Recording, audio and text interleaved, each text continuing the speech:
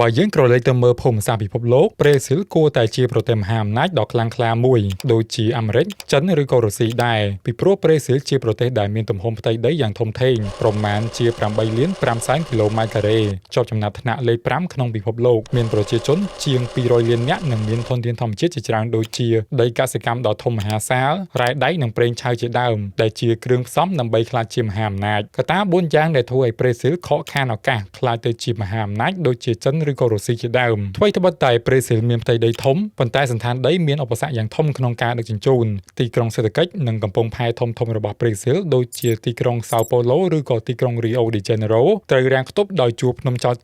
ការដឹកជញ្ជូនទំនិញពីក្នុងស្រុកមកកាន់ទីក្រុងកំពង់ផែត្រូវឆ្លងកាត់ជួរភ្នំខ្ពស់ៗដែលទាមទារឲ្យការសាងសង់ផ្លូវត្រូវការចំណាយដើមទុនយ៉ាងច្រើនទោះបីជាទន្លេ Amazon ជាទន្លេដែលធំជាងគេមែនប៉ុន្តែស្ថិតនៅភាគខាងជើងក្នុងព្រៃក្រាស់ឆ្ងាយពីតំបន់កសិកម្មនិងទីក្រុងធំៗចំណែកឯទន្លេនៅភាគខាងត្បូងវិញដូចជាទន្លេប៉ារ៉ាណាបែរជាហូរឆ្ពោះទៅប្រទេសអាសង់ទីនវិញមិនមែនហូរត្រង់ទៅកំពង់ផែសមុទ្រអាត្លង់តិករបស់ប្រេស៊ីលឡើយខុសពីសហរដ្ឋអាមេរិកដែលមានទន្លេ Mississippi ហូរភ្ជាប់ពីតំបន់កសិកម្ម Midwest ដ៏ធំធេងឆ្ពោះទៅកាន់មហាសមុទ្រដែលធ្វើឲ្យថ្លៃដឹកជញ្ជូននៅអាមេរិកមានតម្លៃទាបបំផុតចន្លោះឆ្នាំ2000ទៅដល់ឆ្នាំ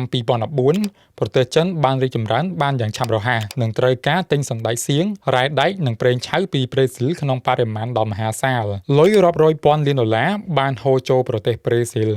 មិនបានយកប្រាក់ចំណេញដ៏មហាសាលនេះទៅវិនិយោគលើបច្ចេកវិទ្យាផ្លូវរថភ្លើងនិងឧស្សាហកម្មរោងចក្រធុនធ្ងន់នោះទេតែប្រេស៊ីលបែរជាធ្លាក់ខ្លួនទៅក្នុងសំណុំរឿងអាស្រូវពុករលួយដ៏ធំមួយដែលបានបាត់បង់ប្រាក់ប្រមាណជា11,000លានដុល្លារអាមេរិករួមទាំងការចំណាយថវិកាជាតិខ្ជះខ្ជាយជាពិសេសការធ្វើជាម្ចាស់ផ្ទះក្នុងព្រឹត្តិការណ៍ World Cup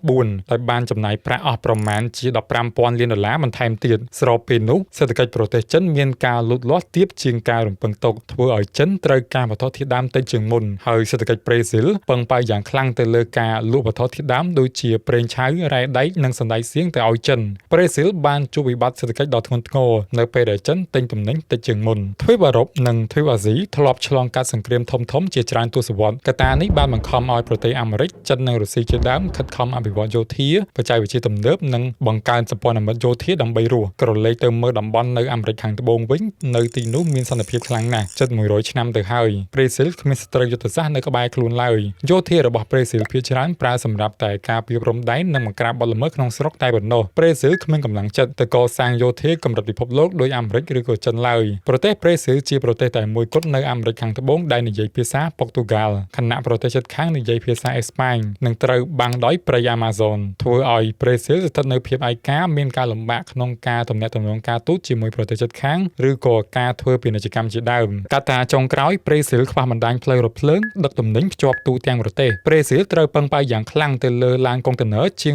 60% ក្នុងការដឹកជញ្ជូនកសិផលនៅក្នុងប្រទេសរថយន្តដឹកទំនិញត្រូវបើកបររាប់ពាន់គីឡូម៉ែត្រលើផ្លូវលំឬផ្លូវខូចខាតទៅកាន់កំពង់ផែដែលកកស្ទះការដឹកជញ្ជូនសណ្តែកសៀងមួយតោននៅប្រេស៊ីលត្រូវចំណាយប្រាក់ថ្លៃជាងនៅសហរដ្ឋអាមេរិកដល់ទៅ2ដងថ្លៃដឹកជញ្ជូនដល់ថ្លៃនេះហើយបានស៊ីដាច់ប្រាក់ចំណេញសេដ្ឋកិច្ចជាតិធ្វើឲ្យទំនិញរបស់ប្រេស៊ីលពិបាកប្រកួតប្រជែងលើទីផ្សារពិភពលោកទោះជាយ៉ាងណាប្រទេសប្រេស៊ីលក៏ជាប្រទេសមួយដែលមានបច្ចេកវិទ្យាទំនើបផងដែរក្រុមហ៊ុនផលិតយន្តហោះ Embraer របស់ប្រេស៊ីលជាក្រុមហ៊ុនផលិតយន្តហោះធំទី3លើពិភពលោកបន្ទាប់ពីក្រុមហ៊ុនផលិតយន្តហោះ Airbus របស់អឺរ៉ុបនិង Boeing របស់អាមេរិកប្រេស៊ីលក៏ជាប្រទេសមួយមានជំនាញទៅលើការបូមប្រេងនៅក្នុងមហាសមុទ្រដែលមានទឹកជ្រៅដែលអនុញ្ញាតឲ្យប្រេស៊ីលបូមប្រេងបានរាប់ពាន់លានបារ៉ែលពីមហាសមុទ្រអាត្លង់តិកសរុបមកប្រេស៊ីលមានគ្រឿងផ្សំដើម្បីក្លាយជាមហាអំណាចមួយប៉ុន្តែដោយសារកត្តាភូមិសាស្ត្របញ្ហាពុករលួយការខ្ជះខ្ជាយថវិកាជាតិនិងប្រព័ន្ធដឹកជញ្ជូនខ្សោយទើបធ្វើឲ្យប្រទេសប្រេស៊ីលនៅជាប់គាំងនៅត្រឹមនេះដោយពិភពលោកត្រឹមតែស្គាល់ប្រេស៊ីលជាប្រទេសមួយនៅអាមេរិកខាងត្បូងនិងមានក្រុមជម្រើសជាតិបាល់ទាត់ពូកែទាត់បាល់តែប៉ុណ្ណោះ